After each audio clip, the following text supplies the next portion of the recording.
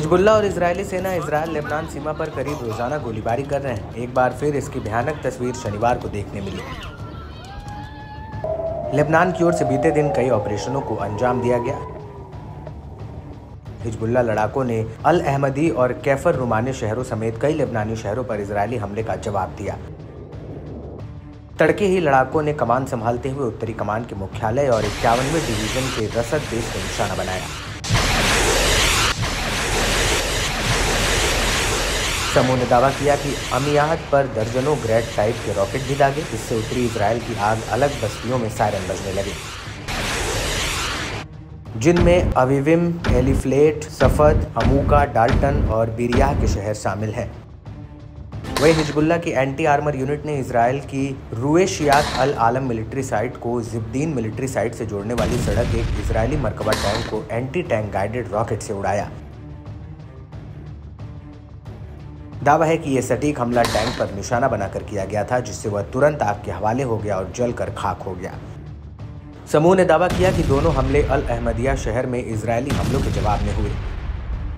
यही नहीं, प्रतिरोध ने तबराया झील के पश्चिम में अमियाद के दक्षिण में एलिफ्लेट पर हमला किया। दर्जनों ग्रेड टाइप के रॉकेट एक इजरायली बेस की ओर दागे गए,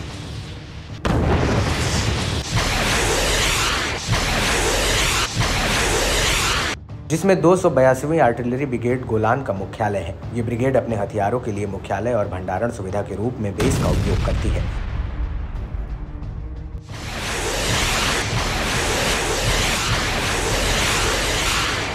जिसमें तोपखाने और सटीक हमला करने वाले हथियार शामिल हैं। बताया गया कि हमले से कई इजरायली बस्तियों में सायरन बजने लगे। इसके अलावा हिजबुल्लाह की मानव रहित वायुसेना ने माले गोलान बैरकों पर हमला किया। बेस की ओर एक तरफा हमला करने वाला ड्रोन लॉन्च किया गया। इससे साइट के सैनिकों और अधिकारियों के ठिकाने और आवासीय इलाके बुरी तरह प्रभावित हुए, जो 810वीं क्षेत्रीय ब्रिगेड के तहत। वहीं लड़ाकों ने 759वीं क्षेत्रीय ब्रिगेड की स्थापना स्थिति पर एक तरफा हमला किया। इस दौरान कई ड्रोनों के झुंड एक साथ लॉन्च किए गए, जिससे इलाके में जमकर तबाही मचाई। बताया जाता है कि ये तीनों हमले कैफर रुमानी शहर पर इजरायली आक्रमण के जवाब में किए गए।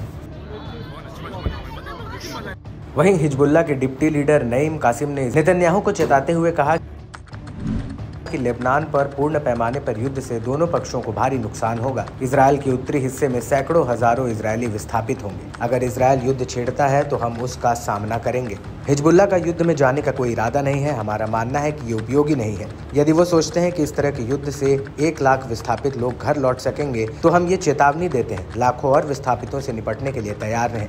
जब तक युद्ध जारी रहेगा, लेबनान से गाजा के लिए हिजबुल्लाह का समर्थन जारी रहेगा तथा इजरायली आक्रमण के जवाब में समर्थन में वृद्धि होगी। गौरतलब है कि इजरायल के चैनल 13 ने एक वरिष्ठ इजरायली अधिकारी के हवाले से बड़ा बयान दिया। उन्होंने बताया कि नेतन्याहू आने वाले दिनों में हिजबुल्लाह पर एक बड़ा हमला करने की योजना बना रहे हैं, लेकिन उन्होंने अभी तक हमले को बढ़ाने की कोई तारीख नहीं तय की। हालांकि इस पर इजरायली पीएमओ की ओर से कोई आधिकारिक टिप्पणी भी नहीं की गई है। इजरायल के रक्षा मंत्री योव गैलेंट ने भी कहा है कि इजरायली सेना गाजा में अपना मिशन पूरा करने के करीब है और अब उनका ध्यान लेबनान के साथ देश की उत्तरी सीमा पर होगा।